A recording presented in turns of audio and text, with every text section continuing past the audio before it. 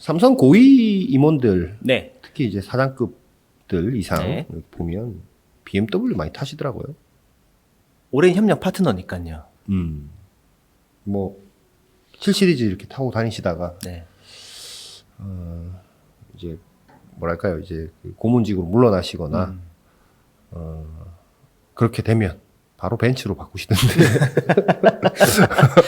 뭐 마음속에 누구나 드림카는 있는 것이니까. 네. 근데 재미있는 거는 방금 이제 BMW 얘기하셨지만 삼성은 네. LG 에너지 솔루션의 요즘 고민이 뭔지 아세요? 뭐예요? 임원들 차를 이제 써야 되는데 고급 세단 중에 LG 에너지 솔루션 배터리 쓴 게 없어요. 아, 그렇다고 아이오닉 5, 아이오닉 6를 타고 다닐 수는 없지 않습니까? 그것도 고민이겠네요. 그러니까 예를 들면 G80, G80이 있죠, 제네시스. 그 SK 온 아, 배터리니까. 그걸 차긴 또 그렇고. 그러면 이걸 과연 뭐 우리가 보통 임원 되면 준대형 그랜저급의 차를 주게 되는데 네. 현재 그랜저급의 차 중에서 국내에 판매되고 있는 것 중에서 LG 에너지 솔루션 배터리 쓴 게 없단 말이에요. 아, 되게 재밌는 얘기네요. 예, 근데 BMW 얘기하시니까 뭐 얼마 전에 기사도 났잖아요. i7이라는 게 드디어 이제 아유, 뭐 나왔다. 너무 멋있던데요, 그 차는? 예. 그래서 좀 삼성이 그 적어도 차는 그 고위직들께서 모르겠습니다. 그 차에 대한 뭐 리뷰도 나오고 하던데 저도 많이 봤거든요. 네. 그 차에 대해서는 그래도 꽤 좋은 호평이 있을 것 같아요.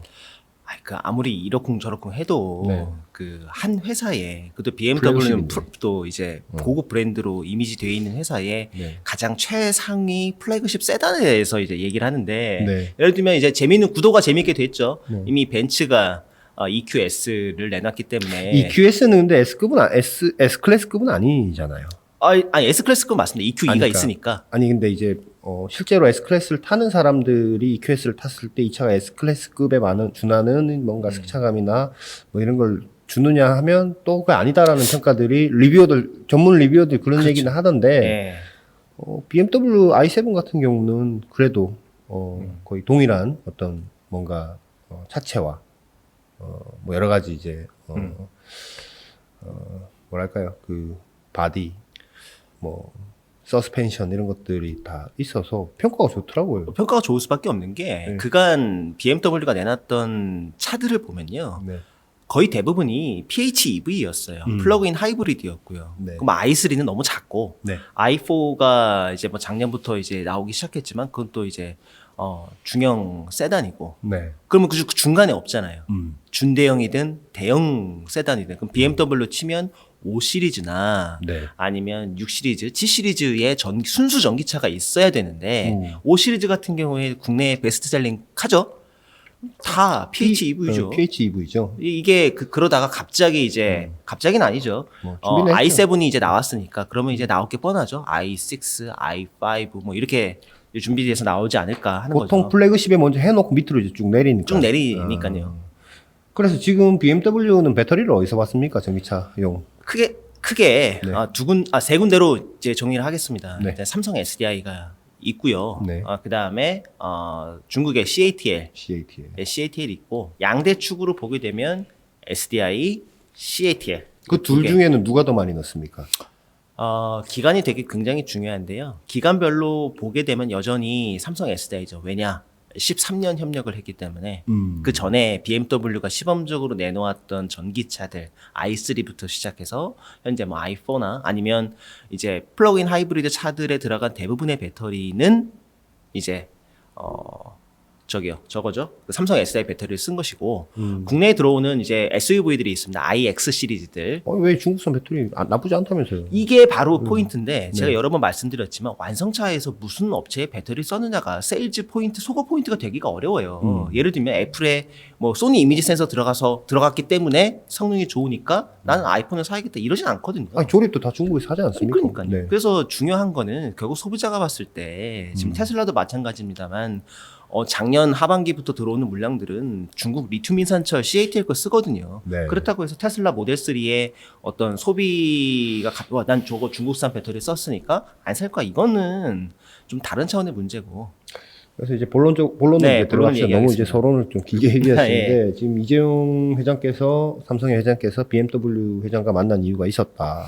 작년에 2번 만났죠. 네. 6월에 이제 6월인가요? 5월인가요? 그 독일에 가서 이제 올리버 집세 회장하고 만났고 네. 지난달 12월 17일에 이제 올리버 집세 회장이 한국에 와서 이제 영종도에 이제 드라이빙 센터가 있고 거기서 양사 이제 뭐 회장끼리 만나서 뭐 앞으로 잘 해봅시다. i7도 그때 이제 발표도 하고 뭐 이런저런 얘기들을 했는데 핵심은 사실 뭐 BMW, 삼성, SDI는 아주 끈끈한 관계고요. 네. 물론 이제 앞으로 계약한 금액으로만 보게 되면은 CATL이 더 큰 건 맞습니다만 물론 중국 내수 시장도 포함한 것이니까 네. 현재로서는 일단 삼성 SDI 배터리를 믿고 가야 되는데 BMW 배터리를 생산하기 위한 신형 배터리입니다. 완전히 다른. 어떻게 다릅니까? 기존에 뭐 좀 사진 많이 보셨을 거예요. 보도 사진을 보시면 네. 파우치형 배터리 먼저 말씀드릴게요. 옛날 그 파우치형 배터리 보도 사진을 보면 네. 이렇게 사각형으로 생겼는데 위에 토끼귀처럼 이렇게 양극 음극이 나온 게 좀 있어요. 네, 네. 네. 근데 이게 어느 순간 가로로 왼쪽 오른쪽에 이제 롱셀 형태로 돼 있죠. 아까 그 토끼 위에 이렇게 나와 있는 거를 우리가 보통은 U자 타입이라고 얘기를 하고요. 가로로 긴 거는 T자 타입이라고 얘기를 합니다. 네.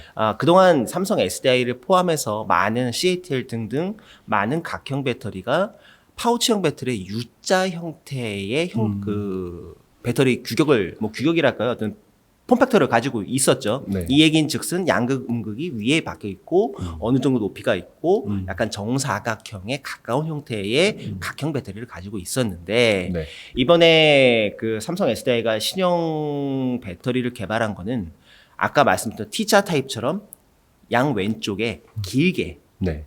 나와 있는 형태의 각형 배터리가 되겠습니다. 중국에는 이런 형태의 배터리를 판매하고 있는 기업이 있어요. 어디입니까? BYD입니다. BYD. 그래서 배터리 이름도 있습니다. 플랫폼 이름인데 블레이드 배터리라고 합니다.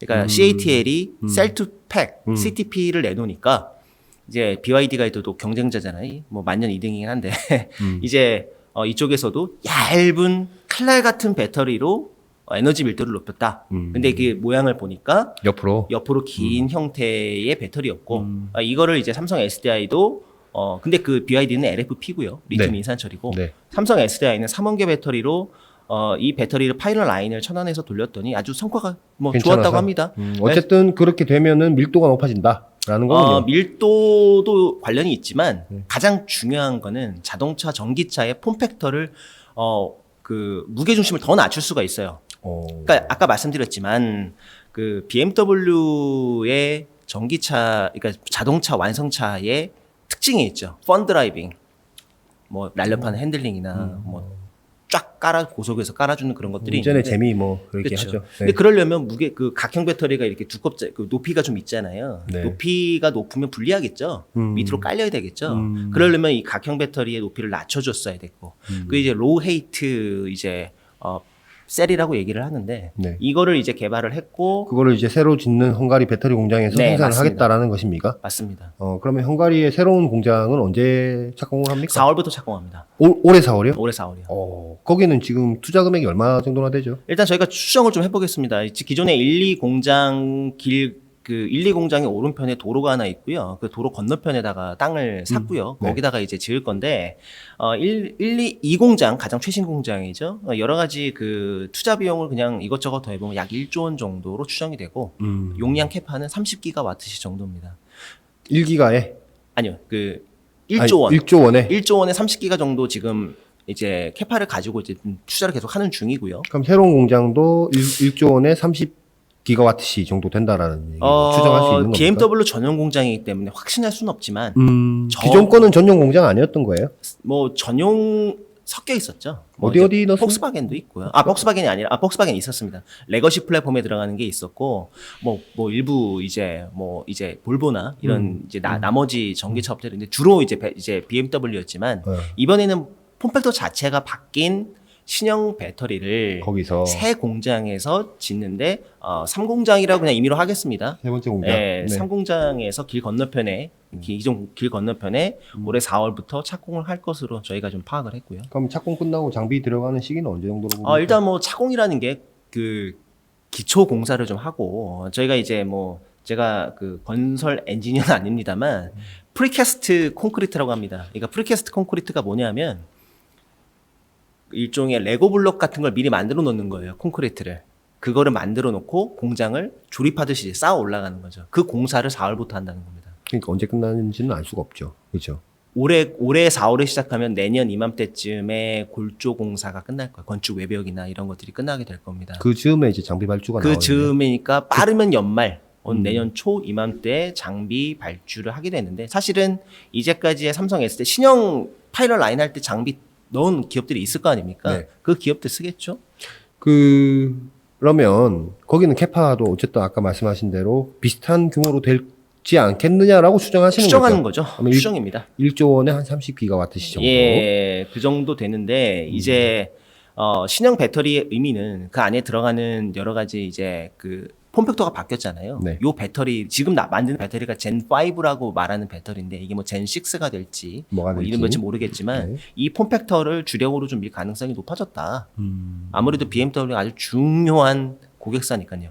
그 삼성 SDI 헝가리 공장에 장비 넣은 회사들이 뭐 한 몇 개나 됩니까? 장비, 일단 제가 주력 그냥 장비 공식적으로 말씀드릴 수 있는 거는 넣는 회사가 이미 딱 정해져 있어요. 얘기를 좀 해주시죠. 일단 노칭 장비 같은 경우에는 필에너지 네. 이 원래 이제 PNT가 했던 건데 이제 그 필에너지로 많이 이제 바뀌게 됐고 네. 스태킹 장비도 당연히 SI가 지분 투자한 필에너지가 하게 돼 있고 네. 나머지 뒤에 조립 공정 쪽은 MOT가 받은 걸로 추정이 됩니다.